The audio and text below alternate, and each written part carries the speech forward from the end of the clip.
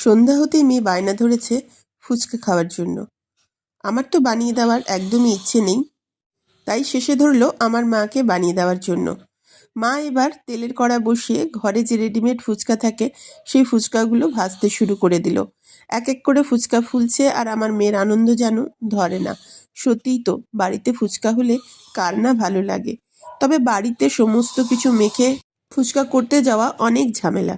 কিন্তু যদি এইভাবে রেডিমেড ফুচকা বাড়িতে থাকে তাহলে ফুচকা কত তাড়াতাড়ি কত সহজেই তৈরি হয়ে যায়, তাই না? দেখুন এক এক করে কতগুলো ফুচকা তাড়াতাড়ি করে হয়ে গেল এখানে ভাজা।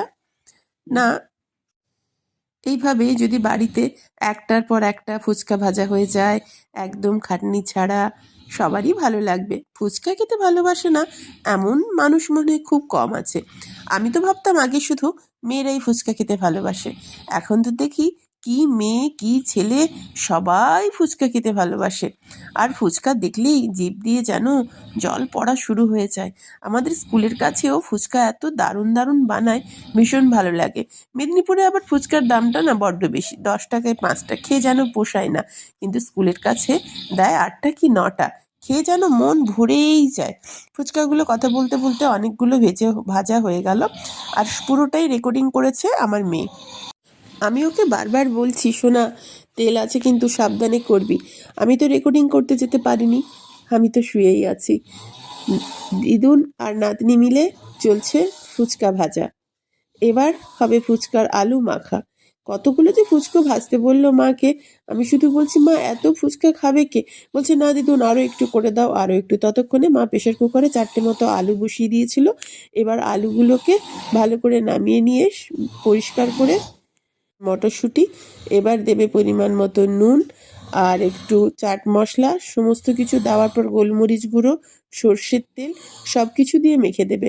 মাকে বলেছি মা বেশি কিছু উল্টো পাল্টা মশলা কিন্তু দেবে না, ওর না খাওয়াই ভালো। একটু হালকার মধ্যে মেখে দিয়ে তার মধ্যে কয়েকটা চানাচুরের দানা দিয়ে দেবে। মাও ঠিক বেশি কিছু মশলা দেয়নি, এরকম হালকা করে মেখে দিয়েছে ওর জন্য। কোনো শুকনো লঙ্কা, কোনো জিরের গুঁড়ো, কোনো কিছুই করতে যায়নি, কোনো ঝামেলা। এটা পেয়েই আমার মেয়ে যা খুশি না, আর বেশি কিছু করার দরকার নেই। গরমটা মা মাখতে পারেনি, তাই শেষ অবধি একটা গ্লাস নিয়ে এসছে, গ্লাস দিয়ে ভালো করে মেখে দিল পুরো।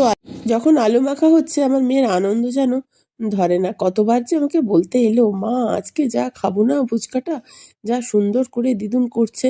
আমি তো প্রথমে বললাম না। মা জিজ্ঞেস করলো কি রে তুই খাবি? আমি প্রথমে বললাম না মা আমি একটাও খাবো না, আমার কি খাবার কোনো ইচ্ছে নেই। আমার মেয়ে বলছে মা তেঁতুল জল করে দেবে না, দিদুনকে বলো না। আমি আচ্ছা ঠিক আছে বল, তেঁতুল তো ওখানে আছে, দিদুনকে একটু তেঁতুল জলও করে দিতে।